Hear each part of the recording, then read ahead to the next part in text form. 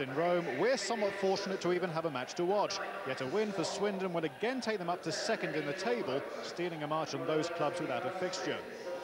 Well, Swindon weren't prepared to gamble on the fitness of Jason Drysdale, so he's on the subs bench with Lee Collins playing at left back.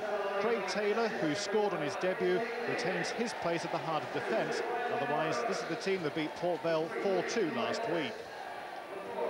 Well, Bury are a hard-working team, still adjusting to their second promotion in as many years. There's no place in the starting lineup for new signing Jason Peake. He's on the bench. Former England international Andy Gray plays in midfield, with Peter Swan the main threat in attack. Well, the rain has been driving down most of the night, most of the morning, and shows no sign of letting up.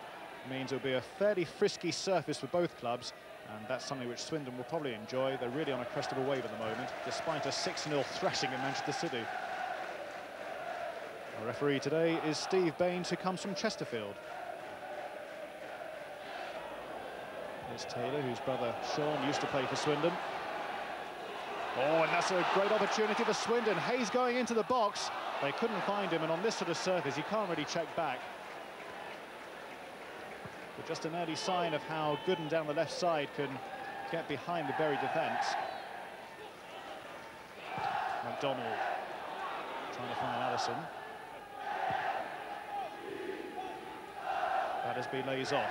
John Rose couldn't get there. Walters inside. This is better play again. Here's Watson. Tried to feed it through to Hay, but it was away by the number 9 Swan, who plays either in defence or attack.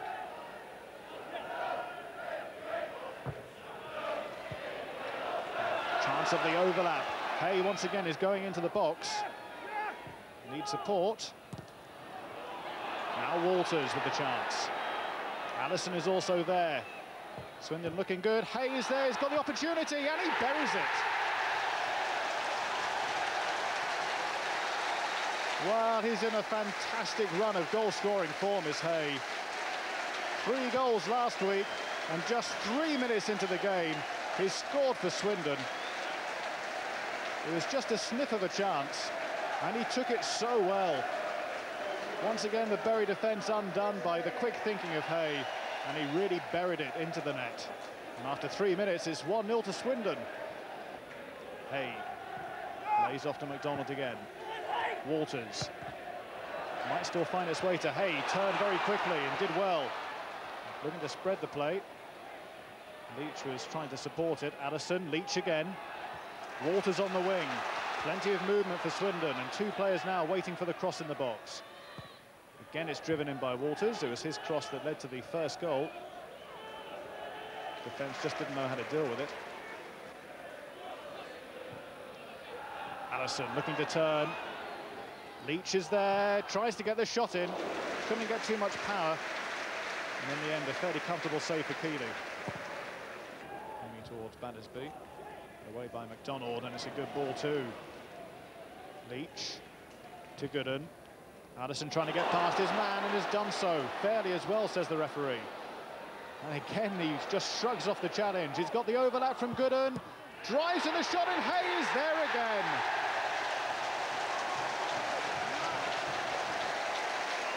Well, will he score hat-tricks in successive weeks?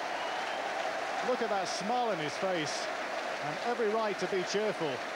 Gooden did well, driving the ball in hard. The keeper, though, couldn't keep hold of it. And Hay just was there at the right place at the right time to score his second of the game, an 8th goal this season. And he's found Leach. Just the layoff to Hay. Showed too much of the ball to Morgan. And this kick by Dawes, which offers Swindon the chance to attack again. Off by Collins.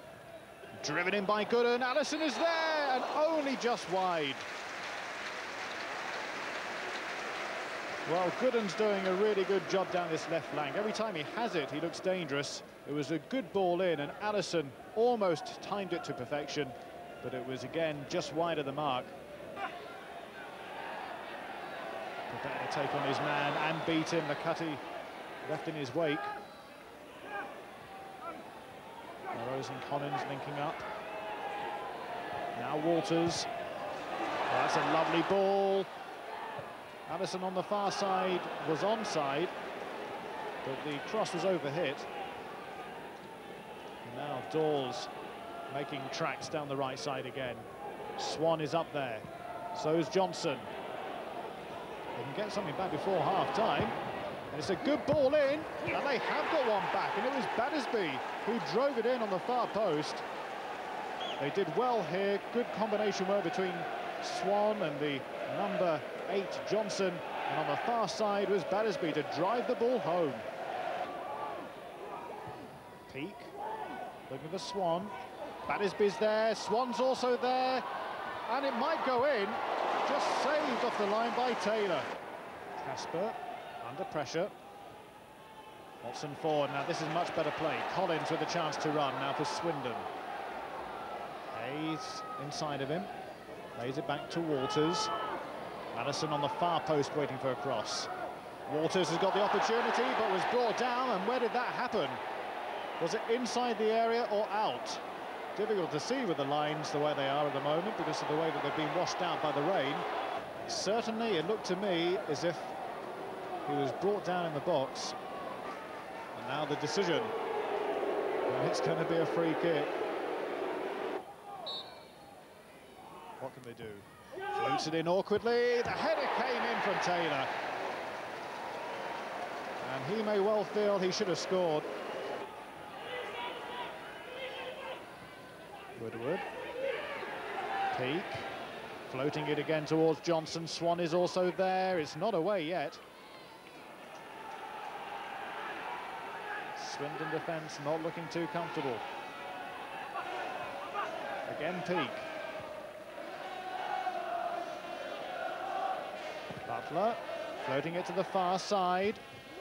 And it might work out for them. Great save by Digby. Battersby got plenty on that. And it needed the intervention of Digby. He produced a superb save when he needed to. Rigby. Same prescription. That wasn't what the doctor was ordering, though. Rigby gets it in first time, though. Swan turned his back on it, as indeed had Gray. Now Leach to Gooden.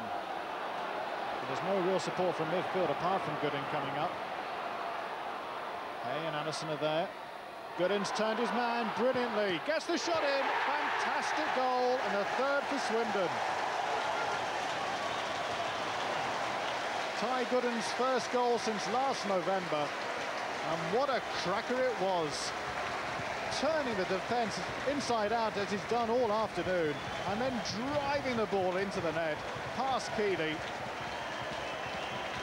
And after 33 minutes of the second half, it's now Swindon 3, Bury 1. Well, talk us through the goal then, Ty. A bit unusual for you to be on the right-hand side? I've been out there a few times this season. The gaffer just told me to get out on the right and get at the full-back, so picked it up sort of on the halfway line, went inside, outside, and managed to strike one in with my right foot. You really needed the third goal to settle things, didn't you? Yeah, we were cruising at 2-0 and they got one back and made it a bit more difficult for us, but we were always looking for that third one just to relax a little bit. Bury really came back at you 2-0, I mean, credit to them.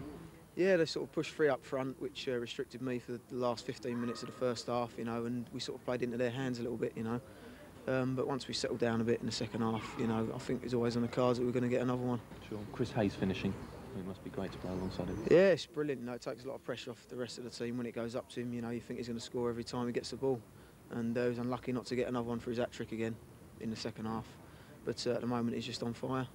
Now, you're second in the table. I mean, you must be absolutely delighted with that. Yeah, it's brilliant, Look at the papers on the Sunday to see us up there, especially after the run-in towards the end of last season.